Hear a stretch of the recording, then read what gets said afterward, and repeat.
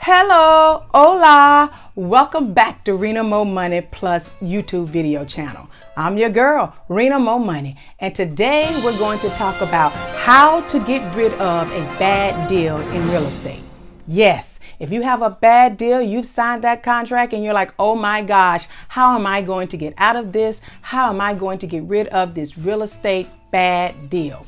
Well, I'm going to tell you and show you how. So come on in.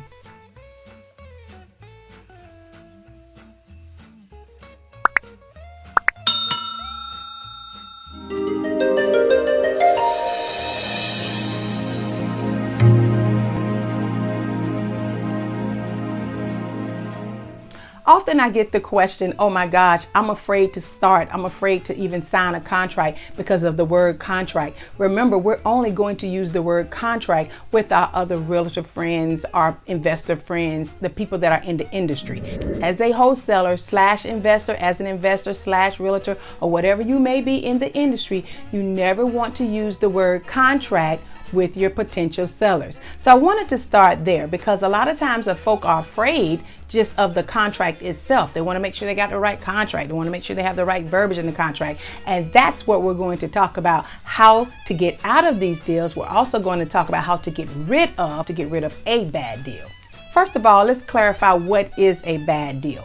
For some, it may be not having the money. They've contracted, they're a wholesaler, and it's a bad deal because the numbers are high or above their numbers. They're used to dealing in $100,000, $150,000 properties, and this is a $250,000. How do I get rid of it? To me, it's a bad deal because I can't make but $1,000 or $2,000. Well, guess what? If you can make $1,000 or $2,000, wholesale it still. There's still someone else willing to pay the exact price for it. There is an investor that will pay all the way up to the actual value of the house. So if there's only a little bit of room or low equity or no equity and you've signed this contract or you have a bad deal, look at first trying to wholesale it. That would be your first option. We have a few more options, but your first option would be to wholesale it. Remember, the end buyer normally wants some room in there, but there is some investors, depending on the location, the type of property it is, the type of money it's already making, they will buy that real close to the actual value of the house. And the way the industry is right now, the way the market is, and numbers are just going up,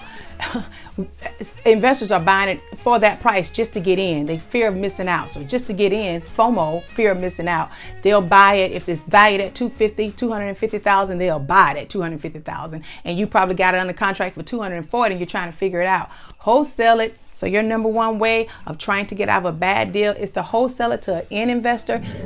Your second choice on how to get rid of a bad deal would be to do a subject to existing financing with the homeowner.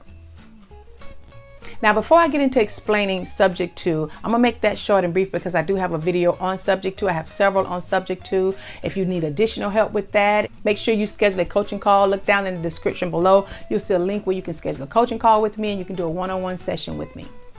Now, to circle back on this subject to, you'll hear it shortened just like that. You'll hear folk or you'll hear individuals say subject to.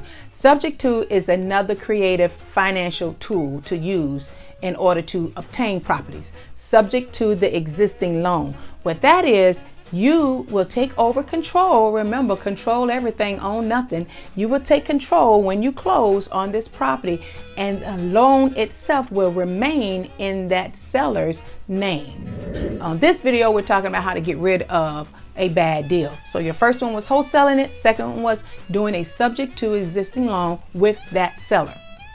Before I move into the next one, you know what I like to do? I got my shout outs that I got to give out. My shout outs are basically to say thank you for subscribing, thank you for liking, thank you for commenting.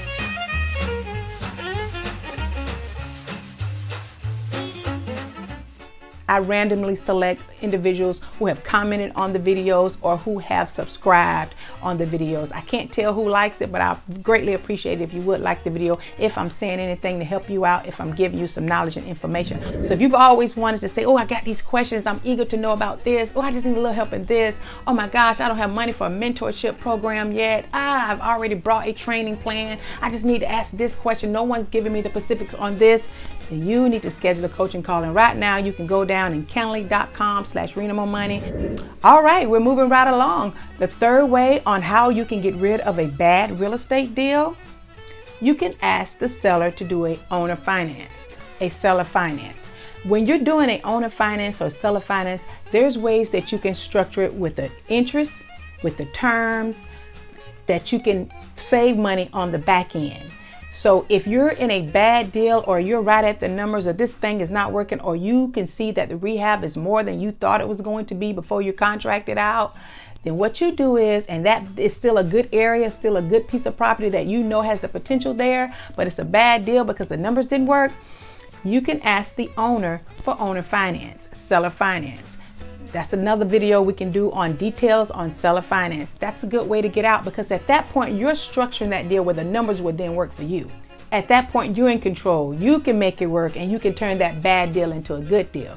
So if I'm saying anything thus far, I think I'm giving you some valuable information. If I've said anything and you have already subscribed, be sure to like. Be sure to like. What I'm gonna ask too is that you comment. Let me know how you got out of a bad deal. Look down in the description below. Look and see the resources that can help you out. Also, comment in the comment section on how you got out of a bad deal. Type that up for me. I like to know that, because it helps me to understand a little bit better on some of the things and tips that I need to give. So comment in the section below and tell me how you got out of a bad deal. Before I give you that last and final way, I want to give my shout outs. You know I love my shout outs, and there they are, here.